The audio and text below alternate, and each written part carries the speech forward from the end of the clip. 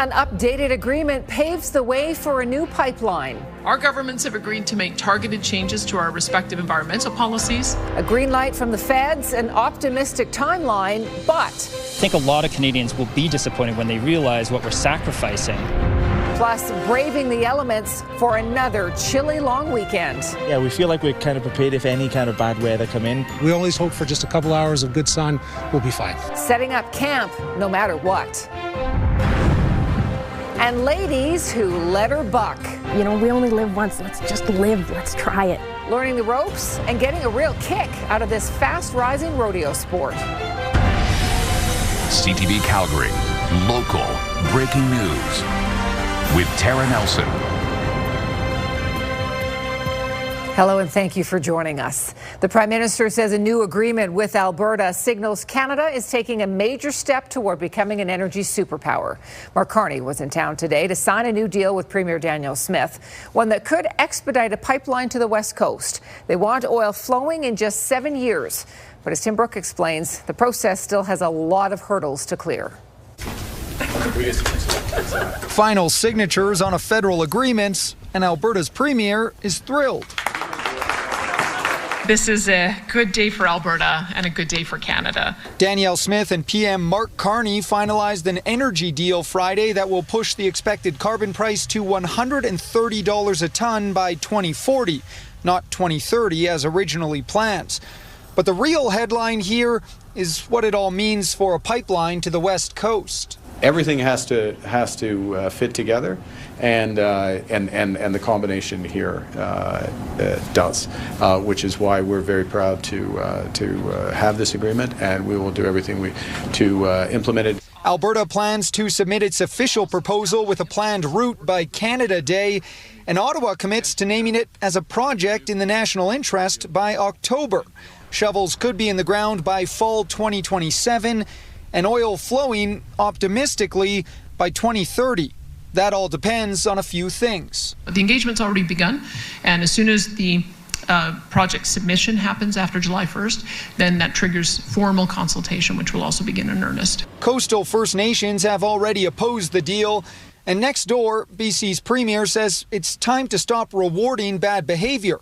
David Eby adds it cannot be the case that the projects that get prioritized in Canada are those where a premier threatens to leave the country. It's all a moot point if the province can't find an investor. The expectation is that that will be the case. You need political will to have any hope of success, but it doesn't guarantee success by any stretch. What matters is what's going on in the marketplace. Right now, there is no proponent because there is no private sector company who sees that as where they want to direct their attention. These other companies are all doing other pipeline things. There are also still environmental concerns. And I think a lot of Canadians will be disappointed when they realize what we're sacrificing in order to have this sort of short-term feel-good project. Climate groups are already against more energy development. They're now also concerned about a lowered emissions goal that they believe makes Canada's 2050 net zero target impossible. We need to deal with the climate challenge now because we're seeing the impacts of it. The carbon tax that was on industrial polluters was one of the best tools that we had. And Tim joins us now. Tim, this new agreement also includes other energy plans.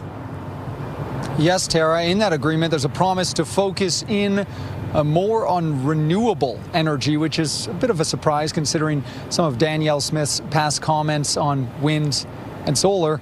Also in the new agreement, there's a little bit of an update on that massive planned carbon capture facility.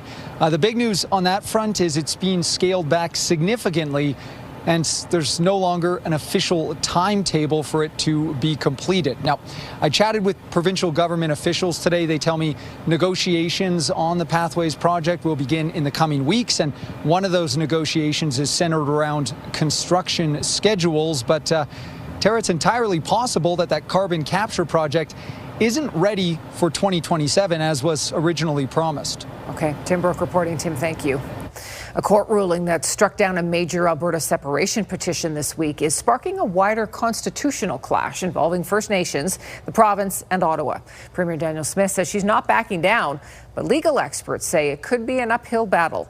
Mark Villani explains. Alberta's premier is firing back at a King's Bench judge. It's anti-democratic, and we think it's an error in law. A ruling made by Justice Shayna Leonard this week found the province failed to properly consult First Nations, effectively quashing an Alberta separation petition with more than 300,000 signatures. The judgment itself has much, much broader implications for our citizens' initiative process, and we think that's the reason it needs to be challenged. Speaking on Alberta Primetime, the deputy leader of Alberta's NDP disagrees. She has a right to appeal the decision, not to use taxpayer dollars necessarily to do that, but she may do that legally. But this is not undemocratic. Smith told reporters Friday all legal options are on the table, and she hasn't ruled out the use of the notwithstanding clause. But experts say that's just not possible in this case. Because Section 33 applies to the Charter of Rights and Freedoms, and treaty rights and Indigenous rights fall outside the Charter. Others say any referendum on secession must stand alone or it will add confusion. They want to mix up that with 9 other questions. And one of them would be, by the way, do you want to change your country? Prime Minister Carney said his government has a fundamental responsibility to judge the clarity of any referendum question as well. What is crucial is that all rights are respected through this process, any democratic process, right to privacy, Indigenous rights. Sturgeon Lake and Mikisew Cree Nation want the Prime Minister to do more, saying in an open letter Friday, our nations have had enough. We call on you, the Prime Minister, to withhold support for investments, projects or MOUs in Alberta until the Premier clearly commits to rejecting any separatist referendum. Respect for treaty, stability and certainty must come first. Separatist groups, meanwhile, want the Premier to move ahead with a separation vote, arguing she has clear legal authority to do so under the Referendum Act. It's time for Danielle Smith to cowboy up. She needs to stop talking about, court decisions being anti-democratic and stop talking about the Court of Appeal coming to save her. And what will she do if this goes all the way to the Supreme Court of Canada? We honor those rulings, and that's what I think we have to understand. Mark joins us from McDougall Centre tonight. Okay, Mark, so if this does go all the way to the Supreme Court, how long could that actually take? Well, Tara, everyone we spoke with today seems to agree that this could be a months-long or even a years-long process. Now, legal experts say it's intentionally a slow process just because of all of the arguments that need to be made at dot the I's, cross the T's, and think about the implications of these types of decisions that they could have on the federal government as well as Alberta's government. Now, that's bad news with the clock ticking. Of course, the October 19th referendum is looming, and questions are still remaining as to whether a vote on separation could be on that referendum coming up. Tara. Okay, Mark, thank you. 5 people have been charged in an extortion scheme earlier this month when a man was kidnapped at gunpoint. Police say the victim was assaulted and kidnapped from his home in Edmonton by 4 men on May 6th. The victim was taken to his friend's Calgary home in the northeast community of Cityscape. The victim's friend was the extortion target, and when the friend refused to leave his home, the suspects assaulted the victim again. As the situation continued, the victim's friend tried to get away. The second victim and his wife attempted to leave their residence, at which point they were followed and threatened with a firearm. These victims fled back to their residence and contacted police. The kidnapped victim was returned home after police arrested 2 of the suspects. In total, 4 people have been arrested and charged. A 5th, 29-year-old Gagandeep Singh is wanted on several warrants, including kidnapping with a firearm and assault with a weapon. 4 people were sent to hospital after a shooting and a crash in Airdrie today. Airdrie RCMP were called to Bayside Boulevard Southwest around 6 a.m. Police say the vehicle involved in the crash was in an altercation with several other vehicles and then shots were fired. They believe the shooting was targeted and there is no risk to the greater public. The victim suffered non-life-threatening injuries. Anyone with information is asked to contact Airdrie RCMP. A popular area for Crownland camping near Sundre is closed because of a wildfire. The wildfire is spreading rapidly, so campers and backcountry users have been told to get out. RCMP have set up road blockades. Residents in the area have been told to prepare for a possible evacuation. The wildfire is estimated to be more than 1,000 hectares in size already. For the most up-to-date information, check 511 Alberta. You're watching CTV News Calgary. A long weekend is here, which means Albertans are making their way to campgrounds right across the province. As Moses Woldu reports, campers are not letting anything get in their way, even if Mother Nature has other plans. A final safety check, and Colin Peter is ready for what this Victoria Day long weekend has in store. Well, as a traditional Albertan, I think we've come to terms with the fact that May Long is always a crapshoot. This weekend's forecast does not bring ideal camping weather, just par for the course, according to Peter. If you don't wake up and there isn't a couple inches of snow on the ground, you don't feel like you've earned your camping stripes. It's what many campers are willing to go through. Austin Nealon will do whatever it takes to get out of the city this weekend. Yesterday was pretty brutal. It was about, I'd say, around 80-kilometer wind gusts. As you can see, our shelter up there it was pretty bad to get that going. It took probably around 2 hours to get it all set up. But once we got the wind shelter set up, we're pretty good. Keeping up a family tradition of camping on the May Long weekend. When I was a kid, my mom used to take me out every single summer for 10 days straight. So it was we used to do that every single year, and I'm just trying to pass that down to my family now. Even the elements are no match for Luke Morgan and his family, who emigrated from Wales 3 years ago and now live in Cochrane. You know, it was really long winter, so it's just nice to get out with the family and enjoy the weather and the mountains and the river and everything. It's great. Avid campers, the Morgans couldn't wait to use their new trailer. Yeah, we feel like we're kind of prepared if any kind of bad weather come in. You know, we got a good 4x4. We have got some warm clothes for the evenings and that kind of stuff. And like I said, we're not too far from home. McLean Creek says that they are at near capacity and any campsite cancellations are quickly being snatched up, proving Albertans are willing to go through whatever Mother Nature throws at them, even if they can only enjoy a few hours of sun. We're banking on probably some bad weather along the way, but like I said, we always hope for just a couple hours of good sun. We'll be fine. Moses Wildu, CTV News, K-Country. Okay, so probably lots of campers haven't left yet. Like yourself, you're camping this weekend too. So just how much fleece do people need to be taking? Yeah, I've packed a whole mound of fleece and even the waterproof warm coats because we're looking at a good bunch of moisture depending on where you are as well. And wet snow. Oh, goodness. Okay, so we've already kicked things off over the last couple days with the wind, and then we've had isolated showers, non-severe thunderstorms in southern Alberta already, still happening right now. 13 degrees is the temperature. Checking out your next 24 hours, isolated showers for another 3 hours, and then kicking off the day at the freezing mark in Calgary. A rain-snow mix, yes, absolutely, especially for the morning through parts of the afternoon. It starts to clear out in the afternoon. So the worst of the weather in Calgary and surrounding areas of Calgary will be tonight through tomorrow morning and then starting to let up late tomorrow afternoon. Now we have lots of snow on the way for some communities. We'll talk more about that coming up, Tara. Thank you, Danielle. If you're planning a trip to Banff this summer, try to leave your car at home. The mayor says last year there were almost 7 million vehicles recorded at the 2 entrances into the town site. She says it does seem easier to drive to the town site, but if you can't get there by 10 a.m., you might not get a parking spot. She says Banff has made great strides in transit investment over the past several years, and it really is the best way to visit the area. Rome Public Transit is third behind Calgary and Edmonton in terms of ridership. So it really is small but mighty in carrying 3 million passengers in 2025. So that's helping take cars off our road network.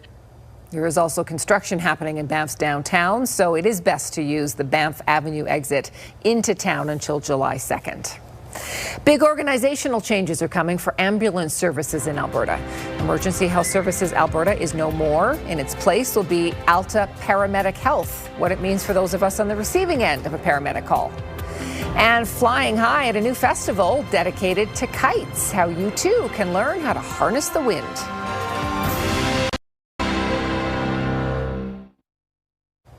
Alberta Health is advising the public about a possible exposure to measles in Calgary. Someone who was infected was at the Super 8 Hotel in Shaughnessy from May 7th to 10th. Anyone who went in public areas on the main floor could have been exposed. People born after 1970 and those who have fewer than 2 doses of the measles vaccine are particularly at risk. The latest move in Alberta's refocusing of healthcare is new branding for the team in charge of emergency medical care outside of hospitals. The goal is modernization, but critics say it does nothing to address the problems the province has been facing for years. Alicia Fieldberg reports. The ambulances you're used to seeing will soon change. Now is the time to really make a shift in our identity to match the shift that we're making in how we deliver service. In 2025, the province began dismantling Alberta Health Services, and the team in charge of emergency medical care outside of hospitals was temporarily named Emergency Health Services, but now it's called ELTA Paramedic Health. ELTA comes from the Latin to stand tall, and that is what this moment and our new name represents. The organization's purpose is not changing. Every day, our teams continue to provide timely, appropriate care while working alongside our healthcare and community partners to build more patient-centered pathways for care across the province. Critics say the new brand does nothing to address the same old problems, including staffing shortages and unavailable ambulances. They're not doing any of the work to fix the real problems. I don't care what color the trucks are. End hallway waits. Start moving non-urgent patients using private contractors. Stop raiding rural communities and taking all their ambulances. For now, it's just these two, but adding the new name and logo to all 764 vehicles is expected to take years.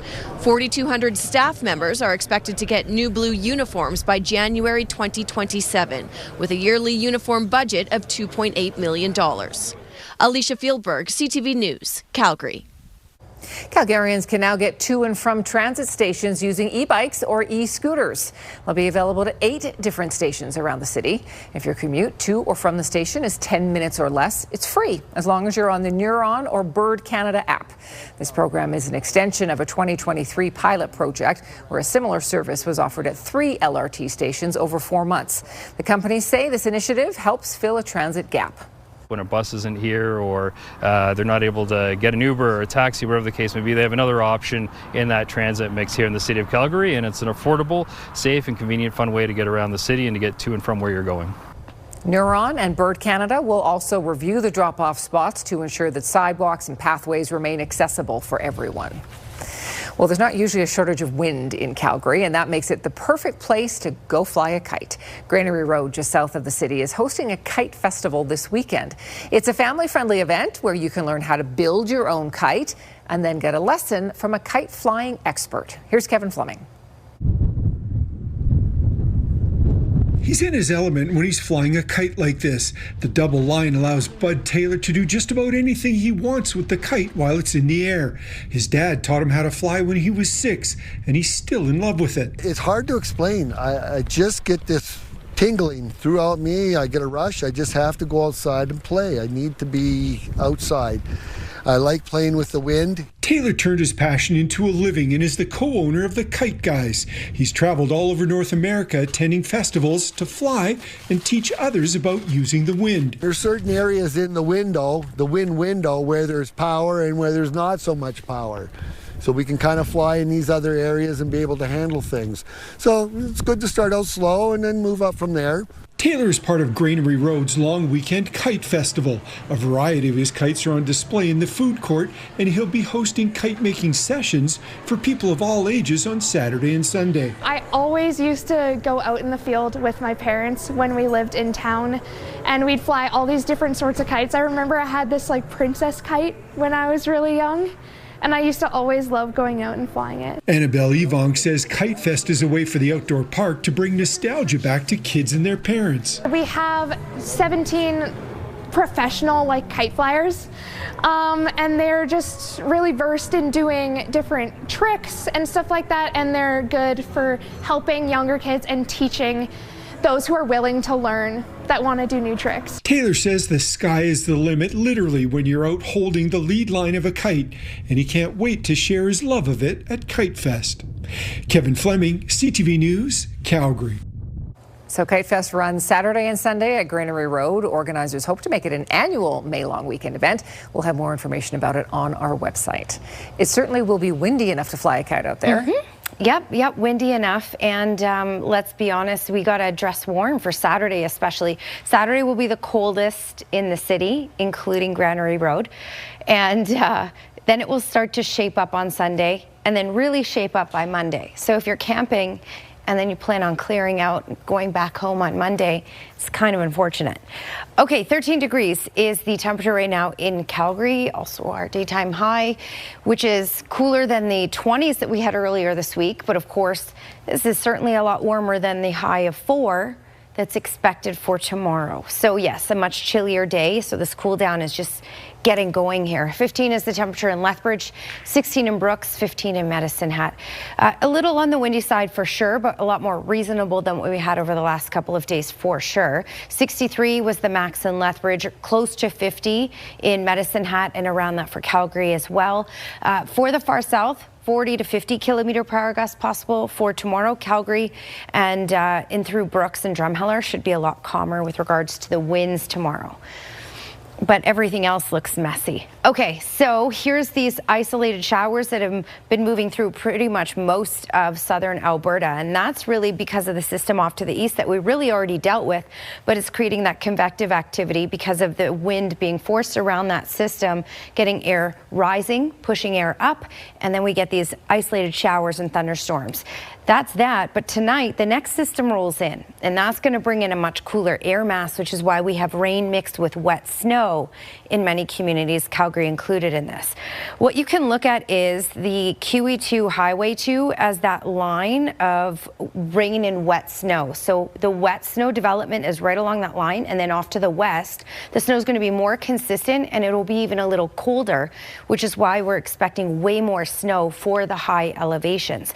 This is tonight. This is through tomorrow. For Calgary specifically, in the morning hours, a rain and wet snow mix, and then that should shift out of Calgary by the afternoon hours and then shift down to the south. But you can see the snow and rain right along Highway 2. Consistent snowfall, though, for Canmore, for Banff, and for higher elevations. All right, so that's the worst of it. And then on Sunday, isolated showers possible, but it shouldn't be consistent and, again, very isolated. And then later in the day, decent chance of a pop-up shower. So when we talk about snowfall amounts, because we're on the line of development of that wet snow and we'll be hovering around that freezing mark, we're going to get some rain and some snow in Calgary and all along Highway 2 and QE2. So 3 to 5 centimeters of snow possible here. Further off to the west, Canmore, Banff town site, 5 to 10 centimeters of snow, and higher elevations, 20 to 30 centimeters of snow. That's why there's statements and snowfall warnings in place. For all other communities, here's a look at the rainfall you can expect. So a couple millimeters in Medicine Hat, 6 millimeters in Lethbridge. Here's your Action Furnace 5-day forecast for Calgary. 4 degrees is our high tomorrow. Again, 2 to 4 millimeters of rain, 3 to 5 centimeters of that wet snow. And it should last until about 6 a.m. on Sunday. Then it starts to clear out. And then late day showers are possible on Sunday with a high of 10. A much better day on Monday, 14 and mainly sunny. Well, we certainly aren't the only Canadians who'll be shivering through this long weekend. The Cook Municipal Golf Course in Prince Albert, Saskatchewan just opened for the season yesterday. It then closed again by this afternoon. The snow started flying early this morning. That's what it looked like by about 1:30. They had to shut things down. A tournament with 140 golfers scheduled for Saturday has been canceled. The course says it hopes to reopen by Sunday. A dramatic legal shift on intimate partner violence. Just ahead, what the Supreme Court's landmark decision means for survivors. And shocking video from Vancouver as a driver barrels down a residential sidewalk. A senior is one of the many who is struck.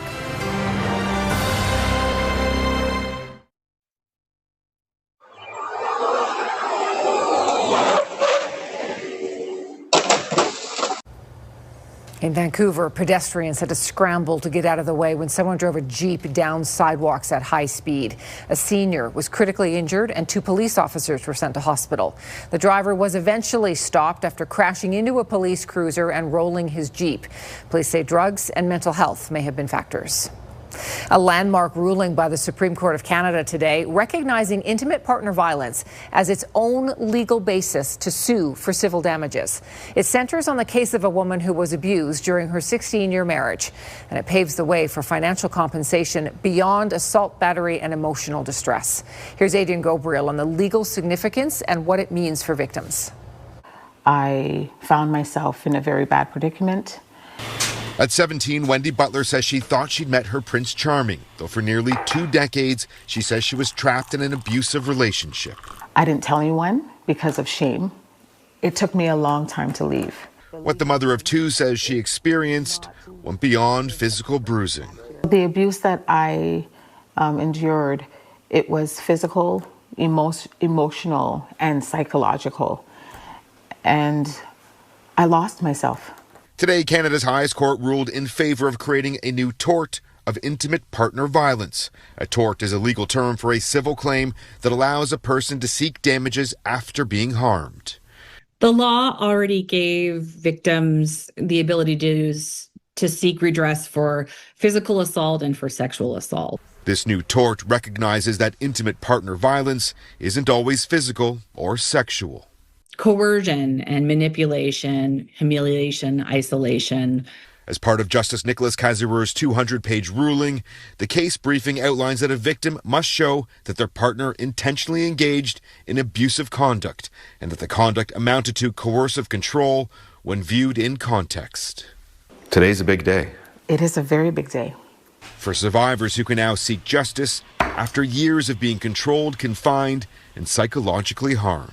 There have been few, if any, decisions in my 25-year legal career that has been as consequential to the field of gender-based violence as this one today. If there's someone watching right now who's in a violent relationship, what would your message be to them? There's hope. There's a chance for new beginnings. This new legal pathway for survivors will develop and evolve in the courts over the years and decades to come. Many hope it will also drastically decrease intimate partner violence and abuse of all kinds. Adrian Gabriel, CTV News, Angus, Ontario. Still to come, learning the ropes. We'll take you to the women's only Ranch Bronx School near Cochrane, where female riders are bucking tradition.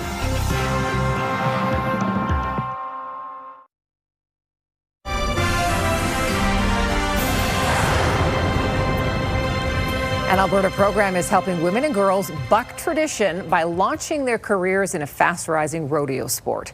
Alicia Fieldberg gives us a look at the women's only Ranch Bronx School. One hand on the horn, the other on the rein, boots in the stirrups and muscles activated.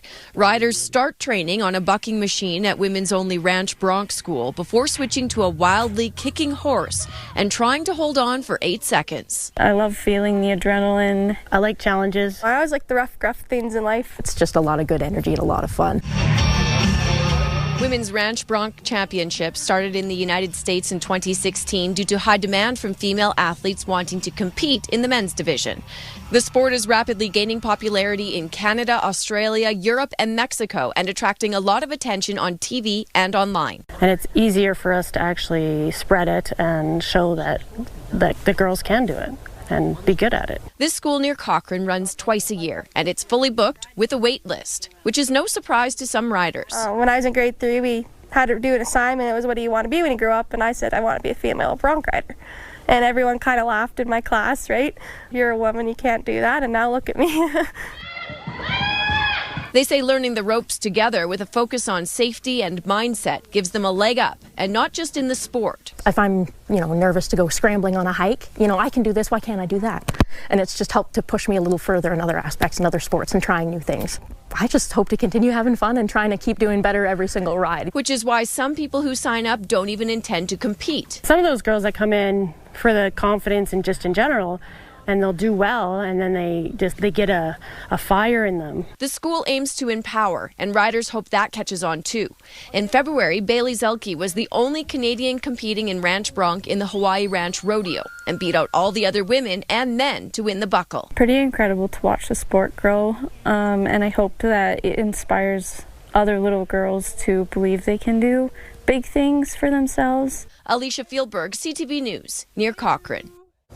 Alberta kicks off its women's Ranch Bronx season tonight at the Bighorn Stampede in Caroline, and the Canadian finals take place in Cochrane on June 27th. WRBC events will also take place in Cardston, Chestermere, Crossfield, Piers, Ponoka, Water Valley, Wildwood, and Writing on Stone this summer. All right, well, I guess it's officially Drake season because the Canadian superstar rapper dropped not one, not two, 3 albums at midnight. Got what I done. Y'all forgot about Drake. Y'all forgot where I'm from.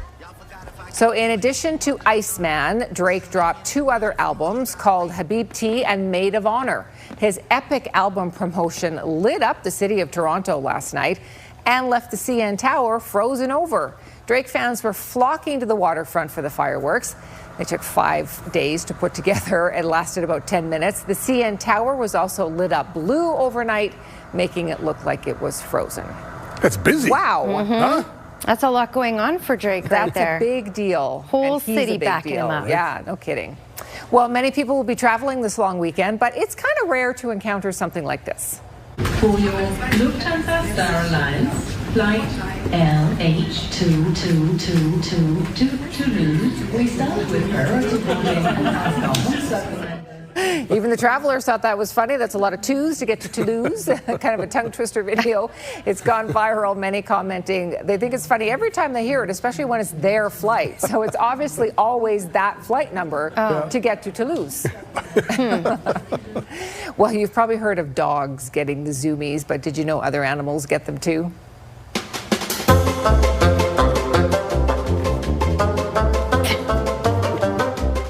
That's a bad case of the camel zoomies. This is the Toronto Zoo's Bactrian camel calf. Growing up so fast, we showed you this calf a couple of weeks ago. It was born at the end of April.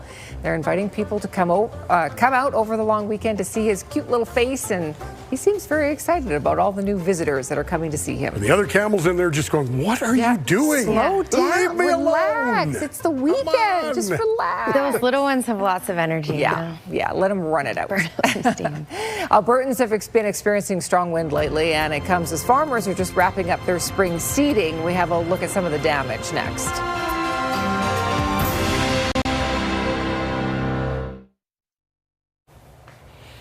Here's your Skywatch weather camera. Look how cool this shot is. We have isolated showers. So today already we've had rain in the city and just outside the city. We've had some wet snow mixed in with that. And we've even had some grapple, which looks kind of like hail, but you can squish it because it's just little mini snowballs. 13 degrees is our current temperature. Also our daytime high, 17 is normal. 30.6 is the record for this day, so we're not normal and we're nowhere near record breaking, and we're going to plummet further for tomorrow for our temperature. Look at these isolated showers, and again, some wet snow mixed in with this already wet snow certainly mixed into the higher elevations. All right, here's your 24-hour forecast brought to you by Action Furnace. Fixed right or free. Isolated showers in the city possible for the next few hours, and then the next system rolls in overnight, and that's going to drop the temperatures. And because we're going to be hovering around that freezing mark, rain and mixed in with wet snow is in the forecast late tonight through tomorrow morning and starting to clear out tomorrow afternoon. Only getting to a high of 4 for tomorrow. Now, because we're on that line and that edge and we're hovering around the freezing mark, Calgary and all down Highway 2, QE2, 3 to 5 centimeters of snow. Further off to the west, Banff, Townsite, Canmore, 5 to 10 centimeters, and higher elevations, 20 to 30 centimeters. And again, a lot of that falling tonight and through tomorrow. All right, taking a little look around, 14 for Kelowna tomorrow with some showers. Edmonton, mostly cloudy, and 8. Now, Rocky Mountain House, down QE2 and Highway 2, that's where we're looking at that mixed precipitation and of course heavy snow further to the west. Lethbridge will see a little bit of that mix as well tomorrow. Medicine Hat should not, maybe a couple showers, and a high of 16 degrees there. A big step in Alberta's plan to build a pipeline to the BC coast. Daniel Smith and Mark Carney signed an agreement in Calgary today, finalizing a key part of the Memorandum of Understanding that they forged last year. Construction could start as early as fall 2027. 4 people were hurt after a shooting and crash in Airdrie early this morning. Mounties say there was an altercation involving several vehicles and shots were fired. And heading to Banff this weekend, the mayor says the best way to visit the mountain town is to leave your vehicle at home and take transit. There is more capacity on transit to help visitors explore the town site and the broader national park. Farmers in central and eastern Alberta are dealing with the aftermath of strong winds this week. The wind hit the home of Ponoka County Reeve Paul McLaughlin near Rimbey. His horse shelter ended up on the neighbor's property. Besides some uprooted trees, no severe damage was reported in Ponoka or other counties. The strong wind was a setback for many farmers, though, who had just finished planting their crops. The timing really couldn't be worse. The stark reality is that you've got exposed soil and exposed topsoil. So definitely it's a situation where you can lose a lot of that hard work that you've done. I would expect, which I've seen myself, spots will be affected. It won't necessarily be an entire field, but an exposed field. You get back in the tractor and you do it again. McLaughlin says he likely won't know the extent of the damage until this weekend. He and other farmers are hoping for more rain soon. Manufacturing sales were up in March, coming in at over $73 billion. BNN Bloomberg's Marilla Fernandez has more. Petroleum and coal products did the heavy lifting, with sales totaling $9.4 billion. That's almost a 23% gain from February. The number of sales didn't rise, but prices were up because of the disruption in the Middle East. Sales of transportation equipment are also up 6% in March. Clothing gained over 9%. Here are the closing numbers for the day. The Canadian dollar ended the week at $72.86.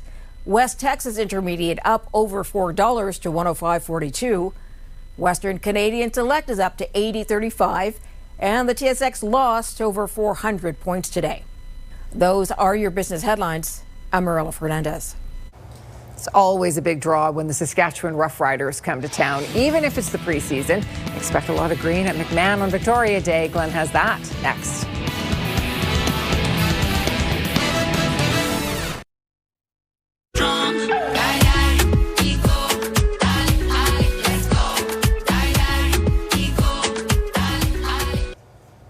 FIFA has revealed the full official song of the 2026 World Cup. The multilingual track from Shakira and Burna Boy is called Dai Dai, meaning come on or let's go in Italian.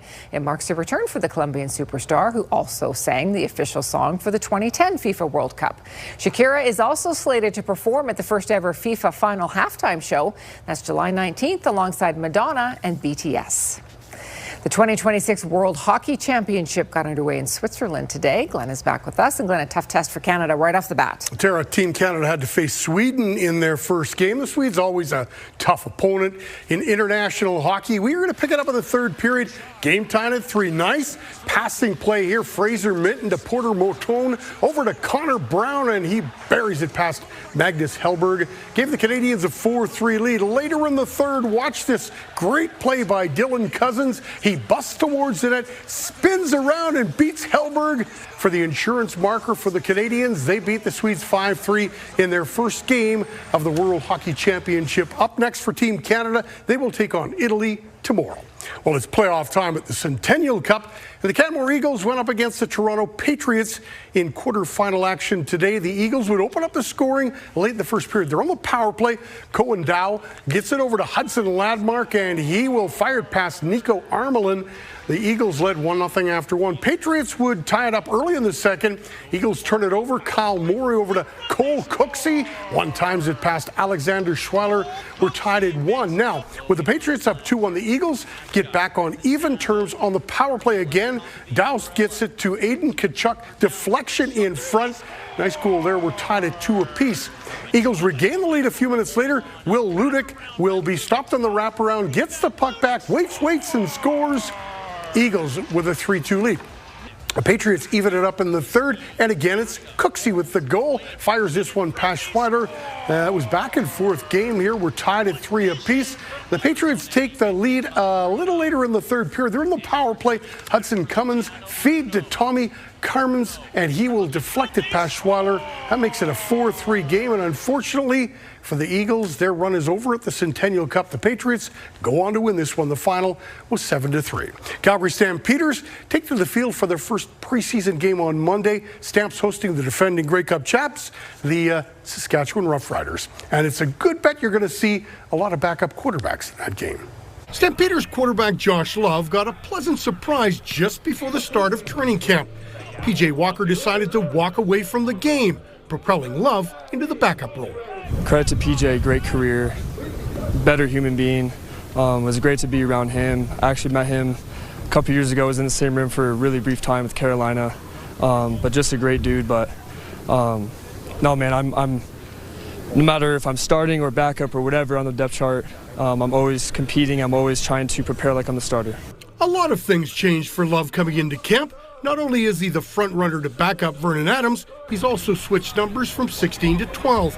Love says he's learning a lot from those around him. I take one day at a time and, try to soak in all the information I can from Vernon. And he's been here 10 plus years in this league. So, and obviously we have such a great staff with the history with Dave, and Pat does a fantastic job. And now adding Jarius to the quarterback room, but just trying to soak up all the information I can. When head coach and general manager Dave Dickinson found out about Walker, he didn't push the panic button and go out and get another quarterback. He has faith in Love and wants him to step up into the backup role. He still hasn't played a lot, and I do want to see, an opportunity, certainly a better opportunity, but he should have come in ready to rock, and he did. I would like to see, from all our guys, in and out of the huddle quicker, processing the defenses quicker. Love will likely see a lot of action in the preseason game against the Riders, and he says he's ready for it. Trust the process, trust my preparation, trust the coaching staff, the points they give us, and just trust the system to go out and play ball. Love is battling rookies Ben Woodridge and Jacoby Criswell for the backup job. Day 2 of the PGA Championship just outside of Philadelphia today. Several golfers shared the lead heading into the second round. Rory McIlroy had to get some work done after posting a 4 over 74 in round 1. That's just what he did. Par 4 second. McIlroy rolls it in for the birdie. That got him to 3 over. McIlroy ends up at 1 over par, and he makes the cut. Here's Alex Smalley, par 5, 9th hole, his 18th of the day. Smalley for the eagle. He sticks this one right next to the pin, and he is 4 under par headed into the weekend. Maverick McNeely has been solid so far at the PGA Championship. Par 4 second hole, and he will drain the birdie. That got him to 5 under par, and that would give him the outright lead. Max Grazerman playing his last hole of the day, the par 5 9th, and he will chip it in for the bird. That would get him to 3 under par. He is just 1 shot off the lead. McNeely and Smalley share the lead heading into the weekend. They're both at 4 under par. 3 of the 4 Canadians in the field make the cut. Corey Connors and Nick Taylor both at 1 over par. Taylor Pendrith just makes it on the number. He is 4 over par. You could get some golf in this weekend if you just wait a couple of days. It's not going to be the worst the whole long weekend, right? Exactly. There will be some nice parts of this weekend. For example, Glenn, you're golfing this on Monday. Good plan. Yeah. Kara, you're bringing the plants in tonight, right? Yes, I am. Good plan. The worst weather will be overnight tonight through tomorrow morning in the city specifically. 2 to 4 millimeters of rain, 3 to 5 centimeters of snow. And it should let up Saturday afternoon, maybe even some sunny breaks Saturday afternoon. We could see a couple wet flakes on Sunday morning, and then Sunday afternoon, some showers are possible, but it's a little more stable on Sunday. And then Monday's pretty nice, 14 degrees, mainly sunny skies. So that's the long weekend for us. Weather window brought to you by Lux Windows and Doors, crafting quality windows and doors for your style, budget, Alberta's climate. Ian Matthews sent this in. He took a very long bike ride. I think he was out 4 times today, he says. And he ran into rain. You can see the snowflakes falling on the picture on the left, and on the right, that's some grapple in the grass. He got it all on his bike rides.